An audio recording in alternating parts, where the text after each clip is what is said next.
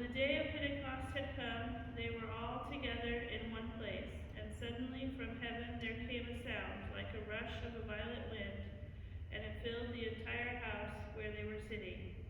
Divided tongues, as of fire, appeared among them, and a tongue rested on each of them.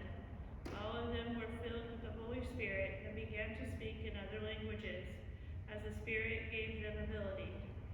Now there were devout Jews from every nation under heaven living in Jerusalem, and at the sound the crowd gathered and was bewildered because each one heard them speak in a native language of each.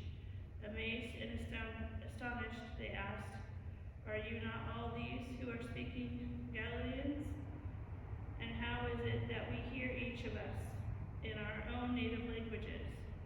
Parthians, Medes, Elamites, and residents of Mesopotamia, Judah and Cappadocia, Pontus and Asia,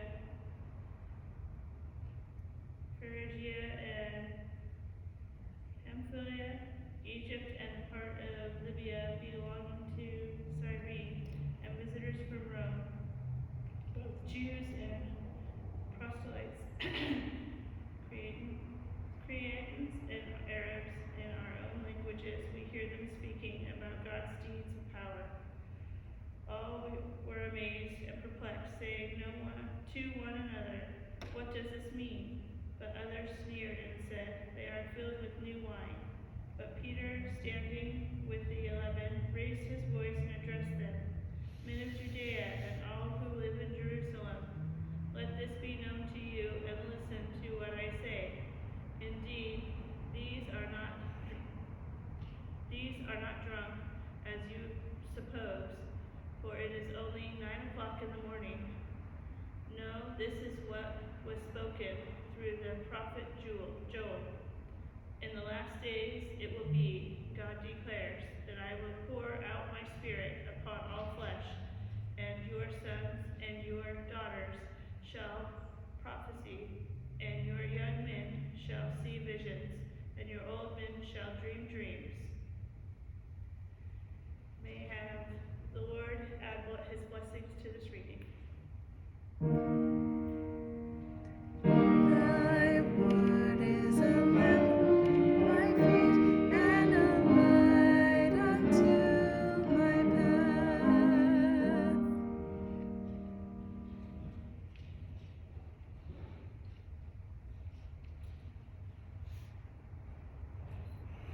You may wonder why I brought my stool with me today. Today is Pentecost, which is perhaps my favorite day in the church year. This stool with its flames and a dove representing the Holy Spirit are a part of the way I celebrate this day. Today we remember the pouring out of the Holy Spirit upon the church. We hear today the story of the beginning of the church's mission to the world. The story from Acts can both inspire us as we consider our place in the continuation of that mission, and also shame us as we consider our place in the continuation of that mission. Because we know the Spirit still moves within the church, and we know that it is powerful. But we also know that often we let the wind blow through without us even allowing it to muss our hair. I think there's a sense in which we will always be a bit uncomfortable with this story. All of the signs of power that are included, the wind, the flames, the tongues, everything is out of control. Even the speaking in various languages that is described here isn't that they suddenly learned new languages. They spoke as they were given something to say in those languages. Did they know what they were saying? I don't know. And we don't like things being out of control. Certainly we don't like it in our lives. A mild surprise now and then may be nice to break the monotony, but we don't want to lose control over our lives. Sickness, whether it involves ourselves or our family, is a loss of control. It is terribly frustrating and can even be horrifying to lose control over our bodies or our mental faculties. Often the loss of control isn't just losing it to the disease, but also to the medical establishment that begins running things. Jobs can be a place where control is lost. Jobs can grow too large for us to do. Or in an uncertain economy can bring layoffs, company bankruptcies, people who thought they had jobs that would see them through to retirement and they'd get a nice pension, discover that it was all an illusion. Seems everything was under control, but then it was gone. And remember back to the beginning of the COVID lockdown. Our whole lives were upended, whether we got sick or not. We couldn't go to work, or to school, or to church, or visit friends. When we would mask up to go to the store, one of the few places we could go, we often couldn't find the essentials, like milk or toilet paper. Whole aisles were stripped bare. And sometimes you would wonder, why did they strip this aisle bare? This aisle doesn't matter. But there was nothing there. Everything was out of control. Our whole society lost control. And we really don't like to lose control in church. There is a phrase that you may have heard about how church should be done. We brought it with us from our Presbyterian heritage. Things are to be done decently and in order. And so we print a bulletin every week because there are things for us to read together and hymn numbers. But if the computer breaks down or the printer, it's okay. We know what's supposed to happen. Unless, of course, you're the visiting preacher who tends to get lost. When I first started at our teacher Christian church, the elders there made a strategic error. They told me, we like to change things around sometime. That gave me license to do a lot of things. Sometimes we would have the offering high in the service, early in the service, or late. We might do the pastoral prayer before the sermon, or we may do it after the sermon. Just move things around a little bit. We would sing different versions of the doxology. And Gail Shove, when she put together the chalice hymnal, included a lot of versions of the doxology to choose from. Sometimes we would recite the Lord's Prayer. Sometimes we would sing the Lord's Prayer. Our pews were movable, unlike here. And so I would go in sometimes and rearrange the furniture. Instead of everyone facing to the front, I would put the pews in rows along the sides, looking toward the middle with the communion table there in the middle, and you look across at other people. There's a wonderful thought, huh? Or I would make a square around the table with the table in the middle. One of the things about if you move the pews is people don't know where they're supposed to sit then, because they always have the same place they sit, unless there's a visitor who comes and sits in your chair, and then you have to wonder where you're going to sit. But if you move the pews, nobody knows where they're supposed to sit. And that can get a little confusing for them sometimes. But it's not like you never know what church will be like when you come. We'll sing some songs, we'll take an offering, we'll pray, there will be a sermon, we'll share at Christ's table, and we'll be sent forth. Maybe not in that order, but all that will be there. There are theories and books about how to structure a worship service to move our attitudes and our thoughts closer to God, to just And to just mix things up randomly probably wouldn't be effective. You'd be too busy figuring out what to do next, and you really couldn't portion. But it's more than that. We expect this to be a place where we can count on the familiar, a place where things are under control. But this story of Pentecost shatters that.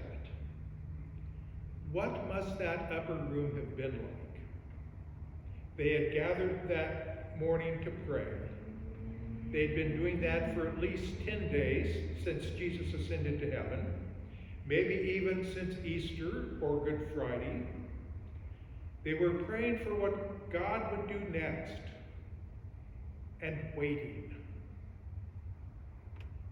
I expect there was a bit of routine. Probably they started with the regular morning prayers that all Jews prayed. Then after that, perhaps a little extra prayer to ask God what they were supposed to be doing. And in the midst of reciting their prayers, these prayers that they knew by heart, suddenly they spoke different words. Different languages were coming out of their mouths. The wind was blowing. The fire was burning. All the noise, all these languages, everybody speaking at once. It was a mess. And I know there had to be someone there who was trying to get them to settle down and pray right, or at least be organized about it. But instead, chaos reigned. In the reading today, there are two responses that are reported. They are said to be the responses from the people of Jerusalem who were gathered to see all this. But I suspect that there was also internal responses like this as well. The first response was, what does this mean? There is a sense of wonder at what was happening at Pentecost. People are impressed that these Galileans are speaking so everyone understands, not just the locals, but people from all over the world. This has to be something special. We do have this response when we read the story of Pentecost. We marvel at the great power that propels the church from day one. And we wonder, what does this mean for us? Was this a one-time event? Or is that power available for the church of today? Are there different ways that the church is acting in the church, the Spirit is acting in the church? And of course, the key question, how can we control the Spirit? Because we don't want things to be out of control. We want the Spirit to do the things we want it to do. We want the Spirit to fit our plans, but the Spirit always seems to have plans of its own. The other response to all of this chaos on Pentecost comes from the scoffers. They yell out, "They're drunk." Actually, that might seem to be a fairly accurate observation. Drink is often at the root of people being out of control, so it seems like it might be a likely explanation for such chaos. This is the response of doubt. Not doubting that something is happening, but doubt about the source of what is happening. They say this is something that the disciples are doing, not what God is doing. Because God wouldn't do things that are out of control, right? When God moves in the church today, we also wonder about the origins sometimes. When the possibility of change is brought to churches, there are some common responses. If we think about doing something that is more liturgical, people will say, that's too Catholic. And if we try to do something that's more free and contemporary, people say that's too charismatic. Aren't those the responses of those who said they're drunk? That we're trying to fit things into a human order rather than deal with the Spirit's wildness? The final thing that happens after these responses is that Peter stands up with the rest and proclaims the gospel. He starts with the book of the prophet Joel. In the last days, God's Spirit will be poured out on all flesh. This is the response. Pardon me. This is the response. This is his explanation of what is happening. God's Spirit is being poured out, causing the church to stand and to speak many things to many people. When the Spirit makes itself known in the church, it ends up making a lot of noise. In fact, actually, in the story, it doesn't say that there was wind and fire. It says there was a sound like a mighty wind. Pentecost is about noise. And strangely, we keep trying to make things quiet and orderly. Don't speak out too loud about things that are wrong. You might make someone mad. Don't speak about controversial issues. It only brings chaos. Maybe part of the problem the world faces in the church today is that we don't stand up and make the kind of noise that the Spirit brings. The world around us needs us to speak and stand. It needs the noise that the Spirit brings and the newness that the Spirit initiates. But it is often the church itself that tries to turn down the volume. We have a church that we want to be decent and in order. And there is a time to do things decently and in order. Maybe most of the church's life needs to be done that way. But when the Spirit of God blows onto the scene, be prepared to make some noise.